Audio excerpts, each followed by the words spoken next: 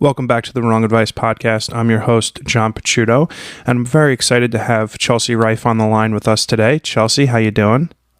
Hey, how's it going? I'm so excited to be here. Oh, so excited to have you. Chelsea, why don't you introduce yourself to the listeners? Yeah, so I am reporting now from Germany. So I do have an American accent. I'm from Florida. So I know it sounds like you're talking to an international person, but you're not. I am in Germany. And I am a mindset and podcast coach. So I helped a lot of business owners and entrepreneurs when they were first starting out their businesses with their mindset, because a lot of people can probably relate if they've started a business. It's not all just strategy. There's a lot of mindset and energy work that goes into it. So I coached people a lot on that through the last year. And now I'm pivoting into podcast coaching. And I'm sure, John, you can relate. Podcasting is incredible. And I want so many people to have a podcast. So I'm really helping people try to find their footing and get the podcast up and running and book nice guests and all the 411 that comes with podcasting. So now that's my focus, but I still do some mindset coaching on the side. That's awesome. So that unearths a plethora of questions. Number one, how did you end up in Germany? Oh, yeah. So I ended up there because I quit my corporate American job and then I went on an Eat, Pray, Love journey to Australia. Yeah, I bopped all over Australia. I ended up getting kind of stuck there during the pandemic. And then during the lockdown is when I started my business. So I had nothing to do. I was like sitting inside all day long. And I always had said, like, if I just had nothing to do, if I had no bills, if I had, no work to do, I could start my business. And then that's what happened. So I ended up starting my business in the middle of lockdown. And then I ended up at the very end of the time that my visa was up, meeting my partner who's German, and I was going to stay in Australia longer. And he's like, well, I have to go back to Germany to study. And I was like, you know what? I'm on this Eat, Pray, Love journey. Let's see what happens. So I moved to Germany. Yeah, now I've been here for a year. That is incredible. My German's not good though. I should know way more German than I do. It's okay. I'm 100% Italian. I have family members who speak fluent Italian, and I'm barely passable in communicative Italian. So it's understandable. My mom is I was going to say, my mom's Puerto Rican, and I also barely know Spanish. So I'm like, I'm kind of like a sad foreign person now. Like, I'm abroad, and I have foreign partners and parents and all these things, and I only know English. That's hysterical. I mean, I think there are people who have like an acumen for foreign languages, and maybe you and I are just people that don't have that capacity. So tell me about like what the pandemic kind of like brought to you, and you had this unique opportunity to kind of do the thing you always wanted to do, and walk me through that process and kind of how your journey has expanded from Australia now to Germany, and now you're doing the mindset coaching and the podcast coaching. Yeah. So when I was in corporate America, I worked in influencer and content marketing. And my background from school, like in undergrad and my master's, was all about broadcast journalism, digital media, storytelling. So I always knew how to create content in different formats and different ways. And so that's what I did in corporate America. And then I remember being in that job and realizing that I had those content creation capabilities, and I was seeing all these content creators monetize their content. And I'm like, I know how to do this. Like, this is what I went to school for. Why am I not on the other side of this? So that seed got planted in my head probably at this point, like 4 years ago, where I'm like, you know how to create content, you're just not doing it. And you're sitting on the other side of it, working in like software sales that houses content creators. So I was sitting there thinking, what could I do? And I ended up thinking if I just moved abroad, maybe I would get inspired and be able to start my business. But because I have no business background or entrepreneurial background, I ended up moving to Australia and getting a bunch of hospitality jobs because I do have to pay rent and pay for groceries. Sure. So I ended up in all these random hospitality jobs and odd jobs, just trying to make ends meet. And then the pandemic hit. And it was really interesting because I had just spent all my Australian savings to move to the other side of Australia and start this new job. And I had asked the restaurant there, I was like, there's this coronavirus thing happening. Are you guys sure you're going to be open? And they're like, we're in such a small town. Nothing's going to happen. I wouldn't even worry about it. It's not even going to hit us. And then the day that I got there, they're like, yeah, we just got orders that we have to like shut the restaurant completely down. So no. I had just spent all my money to get to the other side of Australia. And now I'm hearing that I can't even work, which I was supposed to work there for full time. And flights home were $10,000. Oh my God. $10,000. Oh my God. The cheapest flight home was $10,000. that was like taking the long route. That was like the best flight. So obviously my options were so limited. And I think this is where my resiliency was really tested and like my willpower, because I was like, okay, well, I'm not buying a $10,000 flight home. I literally can't work. What skills do I have that I could potentially monetize? And so this is when everybody was going into lockdown and started working out online. And I do have my yoga and meditation certification. So I was like, I'm just going to do Zoom yoga classes and charge people. So I was just making packages up and charging like random prices. And I was just like, I'm going to teach Zoom yoga. Oh, and by the way, I was able to stay at someone's house and nanny for accommodation. So that's how I was living somewhere. And then I was basically living off of my tax refund and stimulus check. So I had like very little wiggle room to play around with my money, but I knew that kind of put my, back against the wall. And I was like, well, you need to figure out what skills you have. So the Zoom yoga started, and I would say about two or 3 months into that, no, not even like 2 months into that, I was like, I'm not loving doing this. Like, I don't know that I really want to do this for that long. Also, my body just was not built to teach yoga like all day long. Yeah. So then I started going back to my whole idea of the content creation stuff. And I'm like, Chelsea, you know how to create content. You know how to speak. You know how to be on camera. I used to want to be a sports reporter, by the way. So reporting and journalism and all that stuff is like part of my nature and my training. So by the way, I've had my podcast for 4 years. So then it started kind of clicking, like all these little pieces of like, wait, okay, you've had your podcast so you could speak, you know how to talk to the camera. Like, how can we kind of format this all into something? And it hit me that I was able to get through the whole year in Australia because of my mindset and how much self-development and investments I've made into that. And Australia was one of the hardest years of my life, like not only because of the pandemic, but my dad had a stroke, my grandpa passed away and I couldn't go to his funeral. I was going through a breakup. Like I was dealing with a lot of the life stuff that people deal with over the span of a few years within like 3 months. Jeez. So I had gone through so much emotional stuff that the fact that I was able to make it through that lockdown, like totally unscathed and fine, I was like, I want to teach people how to build this emotional resiliency and use their mindset to overcome these struggles. So then it kind of clicked, like I need to make a course. So then I made my course, and that's when the whole mindset coaching and everything took off, because I was like, this is what I'm going to teach people about, is how to regulate their mindset and emotions to basically face adversity. Wow. I mean, geez, I love that. That's amazing. I mean, I similarly had like a very, very up and down turbulent last year. I got laid off from my job, which turned out to be like the greatest thing that ever happened to me because it just inspired me to do a million other things. I felt like for better or for worse, the last year has done like one of two things to people. They've either done what you've done, which is really steer into it and made a huge positivity out of it, or like they've just kind of turtled and gone into themselves. In terms of your coaching, like what have you seen through, not maybe specific examples of, clients of yours, but like how they've been able to turn what has otherwise been like a tragic and shitty year into like a positive?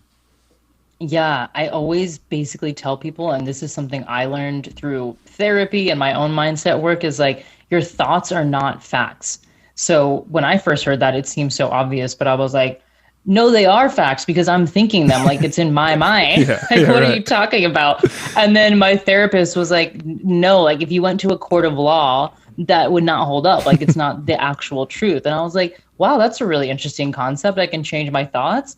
So that's what my course was about. And then I started teaching private clients about that, where basically kind of challenging them on their stories. Like, no one's going to hire me. I'm like, that's weird. You have a job right now, so you got hired. How could you say that that's a truth? And they're like, well, it's the pandemic. I'm like, just because everybody is starting to work from home doesn't mean companies are closing down. Like people are hiring people online. A lot of people are still working just online. So I just started to kind of poke holes in these stories that people had to show them that they were like, oh yeah, you're right. And like, that's actually not true. Like these things and the extreme language that I use of like, nobody's going to hire me, or everybody hates me, or I'm this and that. I'm like, that's not true. And I basically love to use the court of law example. I'm like, if you went to a judge with your thought, could you prove it to be true? And always, they're like, I like that. I guess I could find evidence that it's not true. And I'm like, exactly. So that's something I really always help my clients with, is like, is this true or not? And let's find evidence to support the better thought that could serve you well. Yeah, I like that.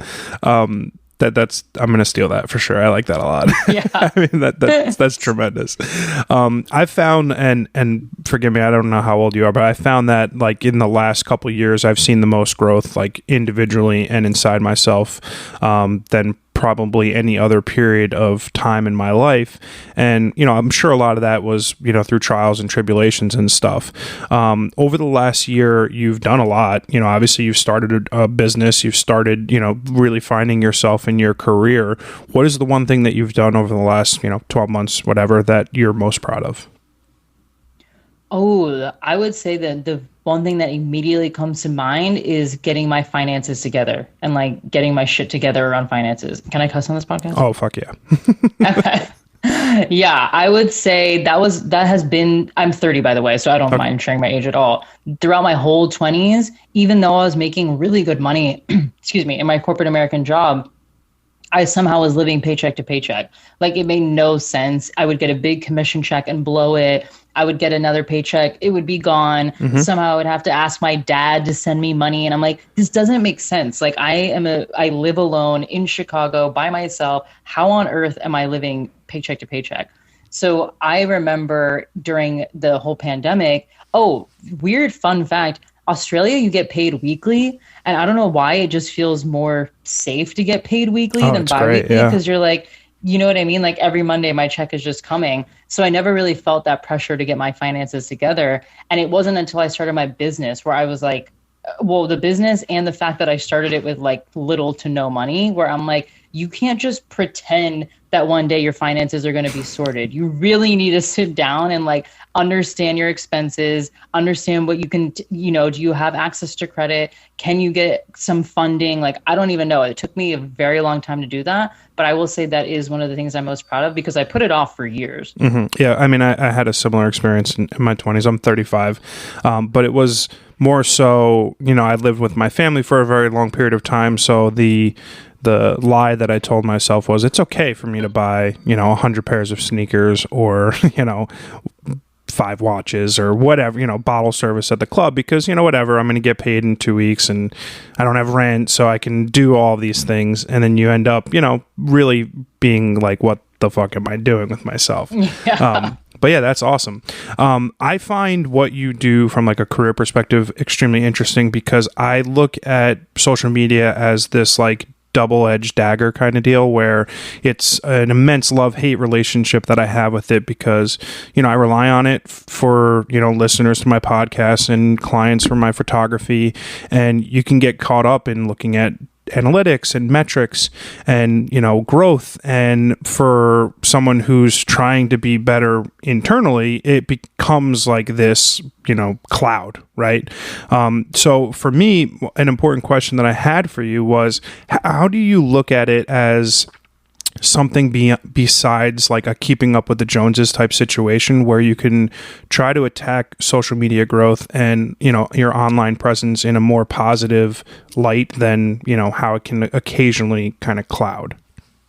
Yeah, that's a great question. And it's something that I have been very vocal about on my Instagram stories lately, because I don't know if you've seen this update where, I mean, the algorithm's always changing, but now there's this big update that they're really going to prioritize reels and video content. And that's obviously to compete with TikTok. Mm-hmm. And I took some video editing classes back in the day, and I'm like, video is so hard to do. And I don't think video creators get enough credit. It's so much work. And so when this update happened, I was like, oh shit, people are like really going to have a hard time churning out constant video content. I think we're going to see a jump to podcasting, which is way more, in my opinion, there's more space to have longer storytelling going on. Like, mm-hmm. right? We can't talk about this in the DMs or like an email. It's like we're having a conversation because we have the space to talk about it. So I've been very vocal about it because I can see that people are like, oh, they almost feel like they have to be circus monkeys now, or like actresses to keep up with the entertainment factor that Instagram is now turning into. And so just this morning, I was like, I need to reframe my relationship to social media. And I'm going to treat Instagram especially as a supplementary platform, almost like a second email inbox. So when people listen to my podcast, I know that they're going to try to contact me, but maybe it's not through email because whatever, you know, people have their personal email. They don't want to mix it up. They're probably going to try to DM me on Instagram. So I'm treating it more as like my second inbox versus something that is like, I have to every day post and grow and make it this big thing, because we've all been there, right? Like you create this piece of content and you're like, this is the one that's going to go viral. This is it. And then it's like, even if it does, you have to recreate another one. And so there's this constant pressure. So I'm like, instead of putting myself on that hamster wheel, which I've been on way too many times, let me reframe the relationship to it and look at it again as like a supplementary platform to my podcast. I really like that. And I wish I had that piece of advice like 7 years ago. So I used to do a lot of writing online for places like Elite Daily and Thought Catalog. And I did have a piece go wildly viral. It was Why Chivalry is Dead from a Man's Perspective. And it was like everywhere. It was trash, but it was everywhere. And I had this like, you know, you had this moment where you're like, oh shit, I wasn't expecting this to be the thing. And then like, I didn't capitalize on it, although I did some cool things like, you know, work with Cosmopolitan and Huffington Post Live. And like, I had these really cool opportunities, but it never like triggered, right? I never really took advantage of that moment. And conversely, it's like kind of soured my relation with social media now, because like you said, you're like, oh, fingers crossed, this is the thing that does it. And it's not. And then it's like, you're just constantly putting out these things that you're super proud of, whether it's a photograph, whether it's a podcast, and it's not getting the likes or the listens or the downloads or the et cetera. And, you know, you get in this fucking trend of just like a self-fulfilling prophecy of like everything I'm doing isn't good enough. And for me, that's something that only recently in the last year or so I've been able to just put aside. I'm extremely comfortable in the human being that I am now, so I'm not necessarily worried about how many likes a picture of, you know, a parking cone I post gets. Right. It's tough because that's how humans, like, we love validation. So it's the way we get validation is obviously through the likes and the shares and this and that. But I think what also changed my relationship with social media, and I think this will help a lot of people, is we never have the context to the full story. So for example, like there's this one health influencer that a lot of my clients idolize. They love her. They love the way she dresses and eats and where she lives in her home. But I'm like, okay, there's a wheel of life. There's relationships, there's spirituality, there's money, there's health, there's career. So maybe her career and finances wheels are like filled up right now, but she's been open on her podcast where she's like, guys, I haven't gone out to drinks with my friends in like 6 months. I haven't talked to my family in a month. I haven't had a boyfriend in 2 years. And I'm like, so why are we like striving to be like someone that we know everybody doesn't have that wheel of life at a 10 out of 10. So every time I get in that comparison game, I'm like, okay, yeah, maybe that person's like traveling around Europe, but how did they pay for it? Or are they fighting with their boyfriend? Or did they have to beg their boss to take off and now they're going to get in trouble when they get back? And that's not to be negative. It's to be realistic. Like, we know everybody's wheel of life is not spinning on a 10 out of 10 at all times. And that's really, really helped me with my social media comparison issues. I like that. The wheel metaphor. That's good. And because unfortunately online is it's a highlight reel. We have a very small glimpse into like who the person is. And that's one of the things that like really made me want to start the podcast, because I wanted to be like, listen, I've lost my job. I have lost my identity as a working human being, and I'm kind of okay with it. And like, I want people to be able to, like, you know, not people, I mean like my friends and my family, to be able to listen to me talk about like the things that I'm going through, because I know there are people who are able to relate even though they won't say it. And I think that wheel metaphor is another thing that I'm going to be stealing from this conversation.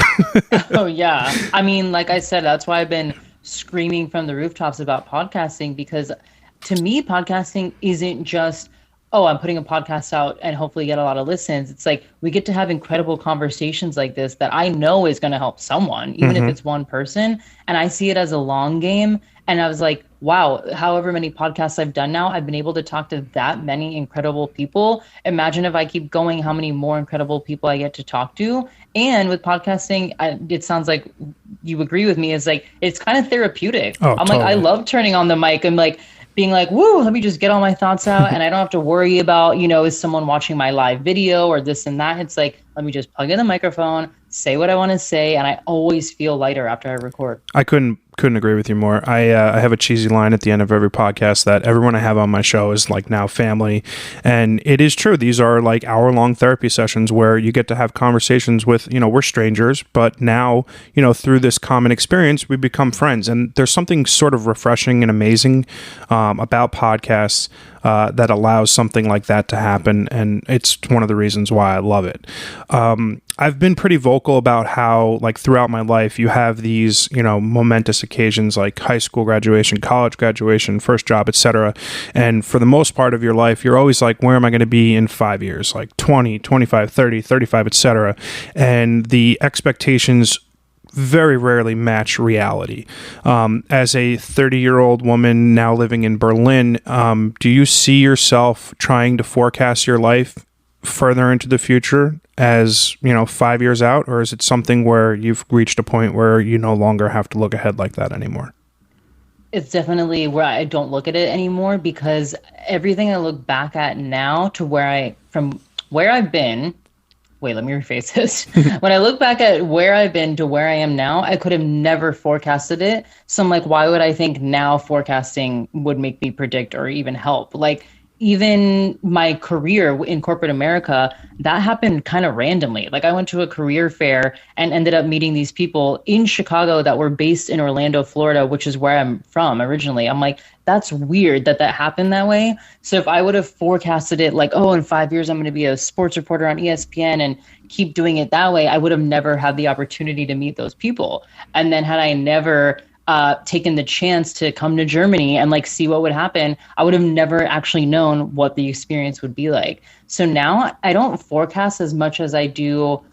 I'm trying to think of a word to call it. A lot of people call it like timeline jumping, or like embodying the future you, which sounds kind of a little like new age, but it goes back to the finance example. I think that's the best way to explain it. Like, when I thought about what would a financially sound or wealthy person do, they would probably have a financial plan. They would maybe have an advisor or mentor. Maybe they would have accounting software. They would understand the language of money. And so I started doing that. I started reading money books. I started familiarizing myself with these financial terms and hanging out with people that knew things and connecting with accountants.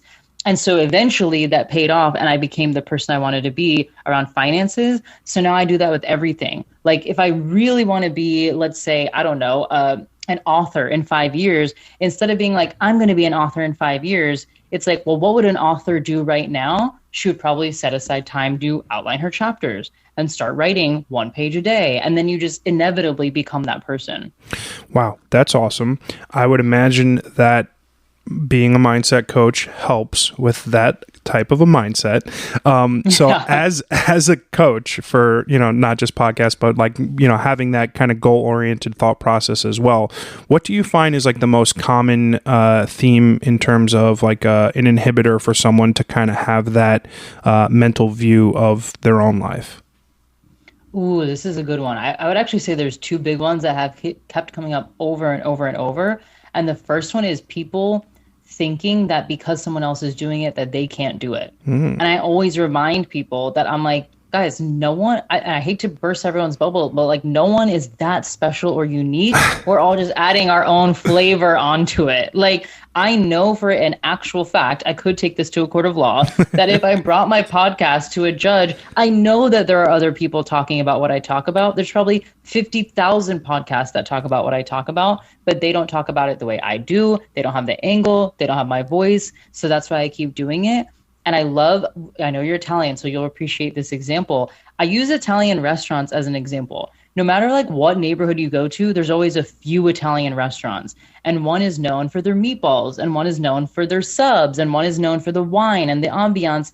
But you never go to the neighborhood and you're like, wow, why would Joe's Meatballs open if Tony's Wine is down the street? You're just like, They all have their own unique thing. So that's what I always say to my clients. I'm like, there probably is someone that's talking about whatever you want to talk about in a podcast. There probably is somebody that has that business idea, but they're not going to do it in the way you do it. And let's say you are doing something very similar. Not everybody knows the people that you're talking about. So I had a girl that like really wanted to do this dance class, but this woman that she followed had done a dance class recently. So she's like, I can't do it. I'm like, not everybody that follows you follows that other girl. And that girl is not the inventor of dance. Like anybody can run a dance class. And it's just interesting that we have this idea because someone else has done it recently that we can't do it. Yeah. That's one of the biggest ones that keeps coming up. And I would say the second one is just, I think people are actually just scared of what's on the other side of success. I'm like, people want the to go viral, the money, the this, the that, but it comes and they're like, oh, whoa, like when you go viral, you get more DMs. When you have more signups, you have to manage more money. And I think people are scared of that. And that's what holds them back is they're like, I don't really want to deal with all that. I'll just kind of like stay in my turtle shell and see what happens down the road. Yeah. I can relate tremendously to the first point that you made because I am the exact opposite. The reason why I started my podcast is I had friends of mine who started a podcast and I consumed a ton of podcast media. So it was like, for me, it was like a no-brainer. And I do understand, like I've had this conversation with friends of mine, you know, whether it's like doing, you know, yoga teaching or whatever, like we've reached kind of like this weird crossroads in society after a year of no one doing anything that people have reevaluated their lives. And a lot of people have told me like, yeah, I would love to do this, but like, you know, they do that and like I probably can't do it, so like what's the point? I'll just like go to work tomorrow. I'm like, that's like the worst mindset. It is terrible because you're just stopping yourself before you even try. It's like I've, for better or for worse, made so many mistakes in my life and I've gone for so many things in my life because I was unafraid to fail. And there is this mindset that like if your highlight reel on Instagram gets messed up, well, now everyone's going to know you're a failure. And I like would love to break that mold because it's bullshit. At the end of the day, it's just bullshit. Like we should be unapologetically afraid to not fail. Like just go for it. Yeah. And I just recently learned this term, which I think is so helpful, is failure tolerance. Of like the same way that, you know, when you go to a gym, you don't go and just like pick up the heaviest weight and think you're going to be in the weightlifting Olympics. You're like, I'm going to start small. And I know when I maybe like go up a weight class or whatever it is, I might drop the weight or I might not be that good at it. But you don't just like stop going to the gym. But all of a sudden, when it comes to a business or a podcast or anything, people don't have this high failure tolerance. They're like, if I mess up one thing, if there's a typo in the graphic or, you know, my question wasn't asked the right way, people are going to, you know, tear me down. And I'm like, I always challenge my clients. I'm like, I want you to go find someone you admire. And I want you to like intentionally find a mistake that they made because you'll see that never stopped them and they are human. Yeah. That I don't know one person that's nailed it back to back to back to back. Like that's just impossible. I'm sure I mess up on my podcast probably every week. I always like say a word wrong or like I don't know how to wrap up the ending. And I've done it for 120 episodes and I still awesome. Mess up. But I'm like, I think the failure tolerance thing is something that people can work on because once you understand that I am going to fail, but I'm going to treat it as an experiment versus a failure, right? Kind of like a science experiment. When you do a science experiment, you know maybe you won't get the outcome that you're hoping for, but you use it as feedback. That's how I think of podcasting, business, ideas, anything. I love that. I think that's an incredible thought process when going into like taking on a new challenge. That's really impressive. You had like this like opportunity over the last year where, like you mentioned, your back was up against the wall. What gave you kind of the confidence or the belief in yourself that you could be successful doing something that, you know, you had experience doing from a corporate perspective, but never like solely on your own, like self-reliant? Like what was like innately in you that gave you, you know, the confidence to be able to be successful? Oh, I'm trying to think of what did give me that confidence. I don't think I knew what the outcome would be, but to your point earlier where I was like, if I don't do this and try, I'm never going to know. So I don't know that I had a ton of confidence as much as I had a lot of faith. I was like, I'm just going to see what happens and put this out. And there's also this thing I'm learning about. I think it's the law of reciprocity, kind of like this universal law where like when you are constantly inputting energy into something, it's almost inevitable that there will be an output. So I was just thinking, if I've been putting all these years, like truly years and years and years of reading books, listening to podcasts, working on the mindset stuff, going to therapy, there's no way that this can't have an outcome. Like, it has to turn into something. I will say too, I have a really good support system. Like, my family has never held me back. They're like, okay, I've never heard of this, but go ahead and do it. We know, mindset coaching like isn't a thing you go to college for. So they're like, I don't know what you're doing. Even my friends were like, don't really get it, but okay. And I think support systems are a big deal when it comes to doing something new. Yeah. And like mentors, like I did hire people to help me. I'm like, I don't really know what I'm doing. Like, I need help. But I also think the confidence came from knowing that like everything that I've ever tried has worked out in some way. And I had to find that evidence for myself. Like, I didn't know when I moved to Australia if I was going to be able to, I don't know, find a great apartment with great roommates. And like I did. And then I didn't know if I was going to be able to get a job. And then I did. So I just had to keep showing myself like everything you've tried, even if it hasn't worked out in the best way possible, has worked out. And so I always had to go back to the evidence that I had for myself. But yeah, it's kind of a mix of things. Yeah, I like that because for some reason, I've innately had this irrational confidence in myself that I'll be successful at whatever it is that I'm doing. Whether it's photography or writing or podcasting or whatever it might be, I've always just had this self-belief that like I can fucking do it. Doesn't matter. Like, and maybe it'll suck, maybe it'll be good, but I can do it. Like pick up a camera, learn how to do it. Buy a microphone, learn how to record. So I like asking people like what gives them like the mindset or the confidence to be able to do something that they've never done before, because I can't explain it myself. And I like learning from other people on how they've been able to take these risks and do something like truly incredible. So that's pretty great. I want to add to that actually, now that you say that, because it's true. Like, I just learned you can teach yourself anything. Like I said, I didn't know how to manage my money, but I learned. I went on YouTube, I asked people, I took courses. And so I actually think you develop confidence from doing things that you say you're going to do and then making the decisions that align with what you say you're going to do. So I always felt insecure about money because I never actually sat down to budget. And so of course the story in my head was, I'm bad at money. I don't know what I'm doing. I suck with money. But until I made the decision to be like, get your shit together financially, sit down and do it. And then I took the steps to start doing it. Now I feel way more confident around money because I started making decisions that a person that was financially sound would make. Totally. So yeah, I think too that what helps with this question, because I'm like, now I'm thinking about it in so many different ways, is taking people off of pedestals. It sounds like that's what you've been able to do. Like, instead of being like, oh, whatever, this celebrity has a podcast, I'm not a celebrity, I can't find one. I'm like, take them off a pedestal. All they're doing is plugging in a microphone and recording into the same software that you have access to. And you can do the same thing. The only difference is that they're doing it. Mm-hmm. So that helped me a lot, was like, I don't care if this person has done a yoga Zoom class and they have $1 million app. Like, I'm going to do it. I can figure it out. I have access to the same Zoom that she does. So why couldn't I do it too? And that has really helped me a lot, is like not putting anybody above me. Totally. I think the other true impact in confidence in terms of myself and being able to take risks is like time and age. And like, I wish I had been able to learn more at a younger age. Like, that's just something that comes with life, obviously, but like somewhere around, 28 to 31, like everything kind of clicked. And like, it's unfortunate that it takes, 30 years for you to like figure it all out. And I still don't have anything figured out.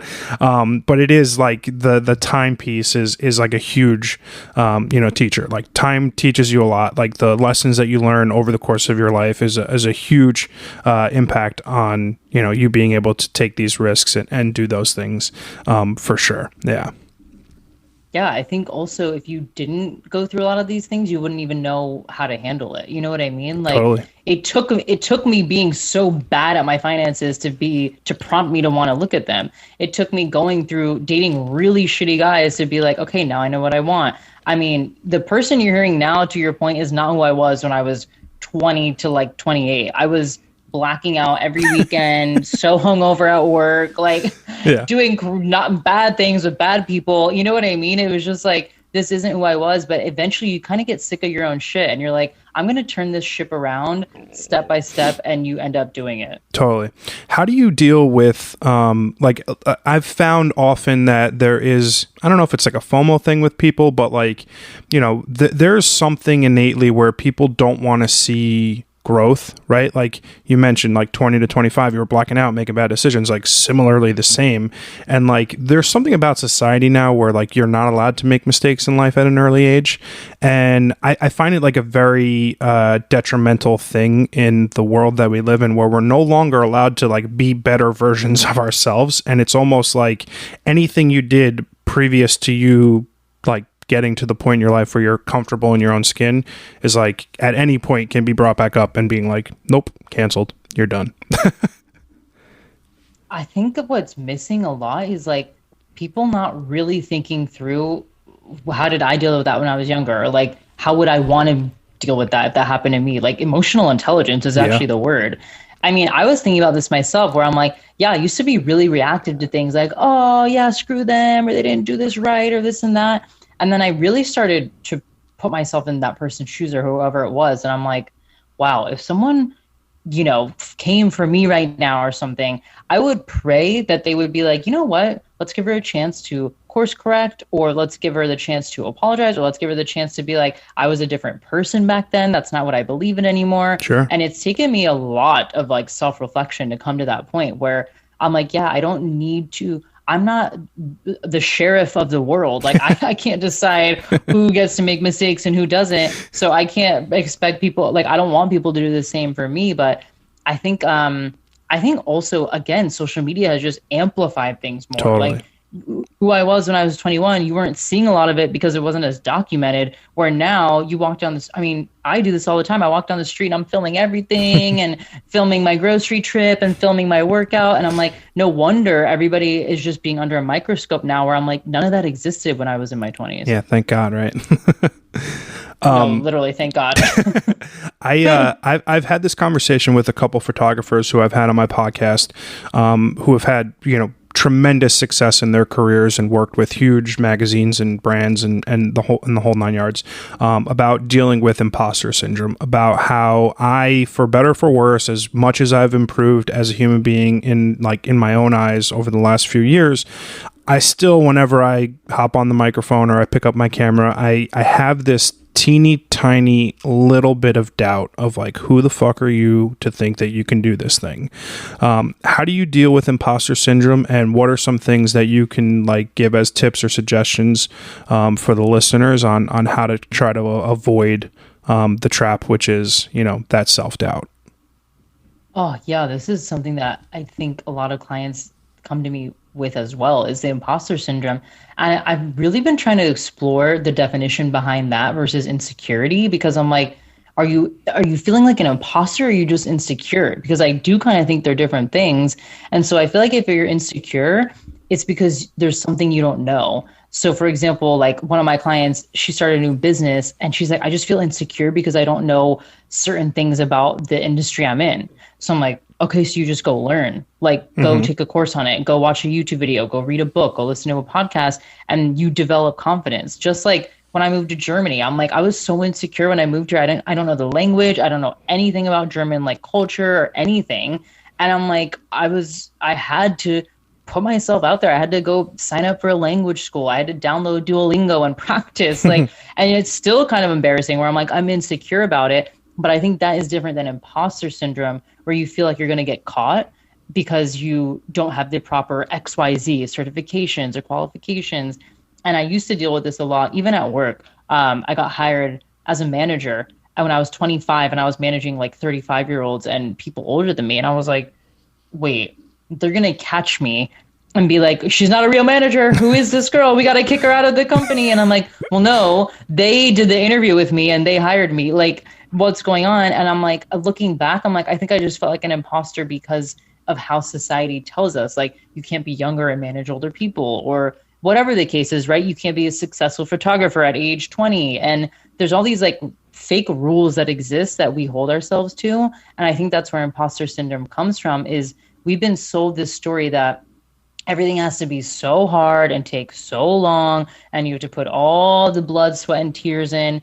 And so when people hit success early on, they're like, well, wait, it didn't take me 40 years. It didn't take me, spending my life savings on it. It happened actually pretty quick. And because that's not a normal story in society, I think that's where imposter syndrome pops up. So I think with how to like overcome it is really, it's a bunch of different things. It's like understanding that there is no rule. There are no rules. The rules are made up, and continuing to like validate yourself and know like, you know what? Yeah, I did put in the work to become a successful photographer. I have done the work to start my business, and whatever I don't know, I'm willing to learn. I like that. I was chatting recently with a young man who, young man, he's 31, but he became the sous chef at a very famous New York City restaurant at 21 years old. And his kind of explanation of it was like, there was days where I was like worried that I would be quote unquote like found out as this fraud. Yeah.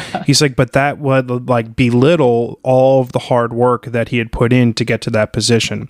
And like through hard work, I think you can always overcome any sort of misgivings or shortcomings that you have in these imposter like situations where you feel like you're incapable of doing the thing. And I think that you're 100% spot on. And you brought up an interesting point that I think makes for a good segue, is like the time factor of like life. I feel like you go through a certain like checklist, right? Like you have to have a boyfriend by 25 and married by 27 and the house and the white picket fence. And I feel like the thing that kind of got me off that merry-go-round was like becoming my own boss and running my own business. For you, like when you kind of jump off like the rat race and like you're sole provider and you're not relying on a company for, everything, it's just sole on yourself. Talk to me about like what that feeling is like once you kind of like, I feel like I jumped off the hamster wheel and I'm now like doing my own thing at my own pace, and I couldn't be happier. But tell me about your kind of experience with that over the last year. Yeah, I would say my imposter syndrome did kick up a lot last year because of the structures that we've been in, right? Like, again, like what you said, the school system, you go to school at 18, you get your college degree for 4 years, maybe you get a master's, you get a nice corporate job, you work up the corporate ladder, blah, blah, blah. And then in my job, most people work 9 to 5. So to all of a sudden have the freedom to like create my own schedule and charge whatever pricing I want and take on however many clients I want, because our whole lives we're used to an authority telling us what to do, whether that's your parent, your boss, your manager, whatever the case is, it was very weird to all of a sudden be like, no one's here to tell me what to do. Like, who do I talk to about what do I charge? Can I work like only 2 hours today? Can I take off Fridays? Like, it felt so weird. And so I would say in the beginning, it was an adjustment. And I kept telling my friends and family that I'm like, I feel like people are going to check in on me and realize I'm not working 9 to 10 hours a day, or that I take longer than a 1 hour lunch break, because that was also actually experiences that happened in my corporate job where people were kind of like clocking your lunch breaks and seeing what time you left and came in. So I'm like, of course, my nervous system is used to that pattern, right? It's like I was trained to get in trouble for certain things in corporate America, that no wonder when I'm on my own, I still have this fear of like being caught. So yeah, in the beginning, it was not easy. I will say that. It took me a long time to be like, it's okay to make your own schedule. And now I've accepted that the more that I continue to listen to my intuition and how I want to build my business, the better my business is. Like, I learned the hard way, I can't stack my calendar with a bunch of meetings, especially with the work I do. Mindset stuff is not like light and breezy all the time. Yeah. So the container that I kind of need to hold for my clients on Zoom and really listening to them, I can't jumble all these meetings back to back and do all these courses. I'm like, I need space to like relax and exhale in between them. And so now I only do like 2 calls a day. And I remember being like, my family's going to think I'm crazy that I only do like 2 or 3 calls a day, and that I sometimes sleep in until 10, and that sometimes I work at midnight, like, because it's so non-traditional. So yeah, it's been an adjustment, but I would say in the last probably like 3 to 6 months, I've really accepted the more and more that I make my schedule work for me, again, the better my client experiences are. And that's a win-win for everybody. Yeah, I like that. I've I've kind of done the same thing in the last year, and I'm extremely similar in terms of how I build my schedule. Like I either want to be slammed in the morning or slammed in the afternoon, and I want to be able to have like the freedom to do like podcasts and photo shoots and stuff. But yeah, I appreciate that. One of the things that I've done a good job over the last year is trying to like sort of mitigate the future regret of not doing something. But like, going through life, you obviously have a number of things that you regret that you did or didn't do. So talk to me about like some of the things that you do. I call it like mitigating regret or like future proofing yourself from like having regret. So tell me some of the things that you do to kind of like, save yourself from like that. Oh, fuck, I wish I didn't do that. Or shit, I wish I did do that. Yeah, I would say it's kind of what you just said, kind of like future proofing. Again, there's actually words for this. People call it like future casting or like becoming the future you. And so what I do basically, and this might sound a little esoteric, but I feel like it will be helpful for some people, is like I just think of what would I want to do if I were in the future position? Like if I were Chelsea in 5 years, what would she be looking back to Chelsea now saying, look, if you just had done that one thing or made that one tweak or said that one thing, you wouldn't be in this position. And then I just kind of have to muster up the courage to do it. Actually, I have an example. And it sounds a little sad at first, but I promise it's not. When my dad had his stroke last year, I remember going immediately into kind of, a tailspin. I was in Australia. So I was like, what's going to happen? Is he going to die? This is the scariest thing of my life. I'm not there. Is he going to hate me because I couldn't fly home? Just like completely in my head. And then about a day later, I had to be like, you need to regulate your emotions because this is not going to help anybody. And I started to do what we're talking about. Like, what would I regret? I actually call it like the worst case scenario. What is the worst case scenario? Well, my dad could pass away. That was the worst case scenario. And so I thought about, okay, if my dad passes away, let's say tonight, what would I regret not doing or saying? And so I actually wrote him an email and I was like, I would love to just get to know you, not as your daughter, but like as a peer-to-peer kind of thing. Like, I just want to ask you random questions. So if for any reason, God forbid, you pass away, like I have this nice email that I can look at and be like, you know what? I at least tried to have a final conversation with my father instead of going all in my head of like, what's going to happen? I don't know. And so because of that, walking myself through the worst case scenario, I was able to come up with that idea of sending him an email.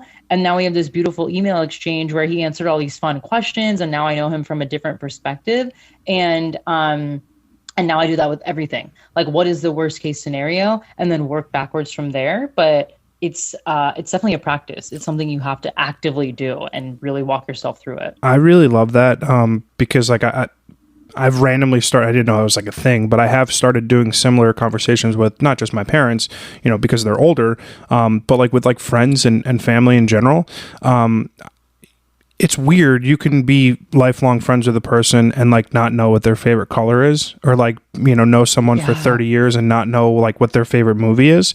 And like, I think when you had this concept of this worst case scenario where like, there's no guarantees in life, like there's nothing that says like I'm, couldn't get hit by a bus today.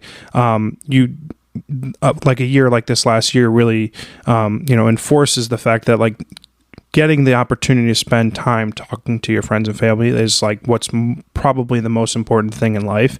And we get so caught up on work and, money and all these things that are really not important that we don't do that. And that's like the fifth thing now that I'll be borrowing from this conversation for sure. Yeah. I mean, what's interesting though, is like you already do half the thing. So it's like a lot of people don't realize they're already doing it, but just because they haven't figured out the name or there's not a label, they're like, oh, I don't know what I'm doing. I'm like, yes, you do. Like you do. All my clients, I'm like, you know what you're doing. You just either need like a guide or someone to kind of like get you back on track. But it's not like you don't know what you're talking about or doing. I'm not talking about you specifically. I'm talking about like people. Yeah. They're like, oh, I don't know. I don't have the answer. I'm like, you actually do. I think you're just scared of what to change or what to do to see it come to life. Totally. I have like, before we like roll into like the end of the episode where like I just do some rapid fire questions. There's, you mentioned TikTok. I'm weirdly super obsessed with TikTok now. It's like fucking so bad. It's just like, I can't even explain it. It's just hysterical. But I came across this account that asks like random strangers, like, are you happy? And I've been doing that on my podcast, and I didn't steal it from them. I just happen to know. But my first question is, are you happy? Ooh, wow. That is like a deep but simple question. Yeah. And I would say I'm content. I don't know if that's the same thing as happy. It's not. So yeah. Okay. So then maybe it's a no. And I can explain, which I feel like I kind of did in this podcast, but Germany has been a really, really hard adjustment. I think people hear, oh my God, you fell in love and moved to Germany, and they only hear that piece. And I'm like, yeah, and I don't know anybody. Mm-hmm. I don't know the language. We live in a small town. I don't have any like girlfriends. My time zone is weird with my clients, so I have to work weird hours. Like, it's actually been way, way harder than I thought. And I'm pretty used to like adjusting to my surroundings. Like, I've always been a traveler. I'm quick to adjust. But the fact that now, not only am I doing all this moving abroad, but I'm doing it during a pandemic. Like, when I moved here, we were still in lockdown. And in a relationship where I'm like, I haven't been in a serious committed relationship in a while, let alone lived with my partner. Yeah. So I'm like, going through all these changes at once has been quite a lot of work and a big like overload to my nervous system that I don't think I really thought through. Mm-hmm. But it is something that I have to like actively work on every day. And, luckily I do have a lot of tools that I can use and dip into. But yeah, Germany it's been hard to adjust. Yeah, that's understandable. I mean, you for better or for worse, you took a big leap into the deep end of the pool, and you're getting to the surface, and you'll breach soon, right? Yeah. What's your biggest fear?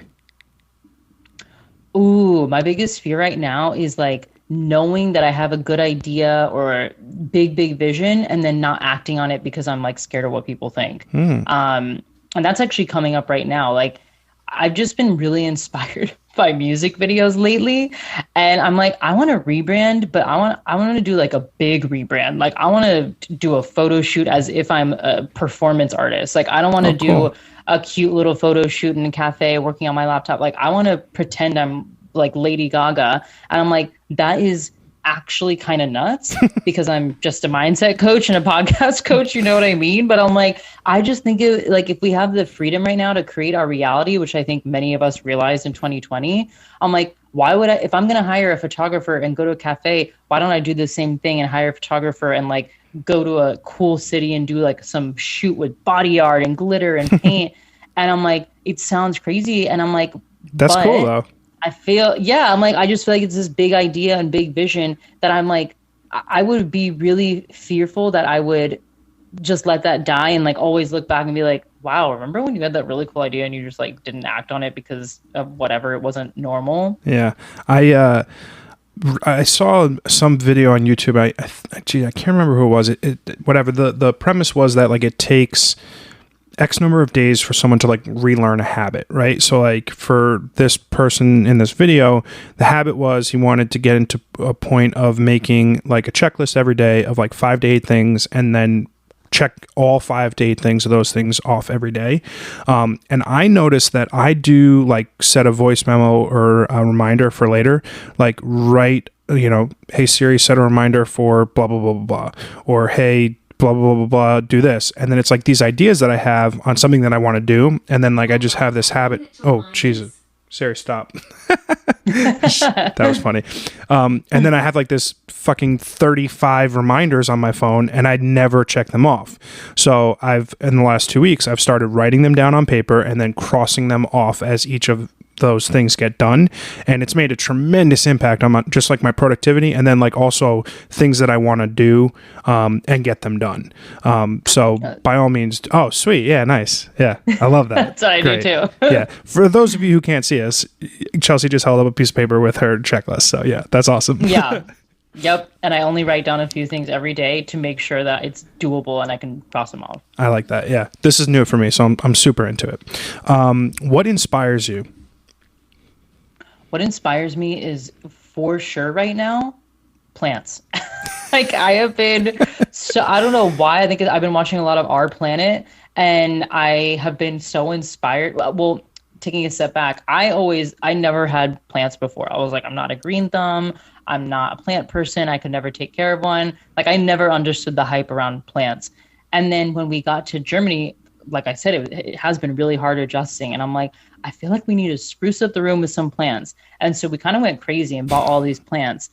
And I was like, I don't know why we bought this many because I can't take care of them. Like, I'm not a plant person, but they've been alive now for like 6 months. And I'm like, oh my God, I am a plant person. And I'm so inspired by, well, there's just so many different ones. But like one of them, we went out of town and we forgot to ask our roommate to water it. So completely died. But then we cut off all the leaves and now it's regrowing completely back to normal. And I'm like, holy shit, like plants are incredible. And I'm like, I sound like a stoner or something, but I'm like, I have been so into our planet. And I think the way David Attenborough like walks through the plant kingdom and animals and nature, I've been really, really inspired to the point where I'm like, I just want to go to like a jungle, or my next trip, I want to go to like a very heavily nature focused trip and completely get inspired by nature again. I like that. There's also like probably, if I was a better writer, there's a really good metaphor there about like dead plants and people, and we'll unpack that later for sure.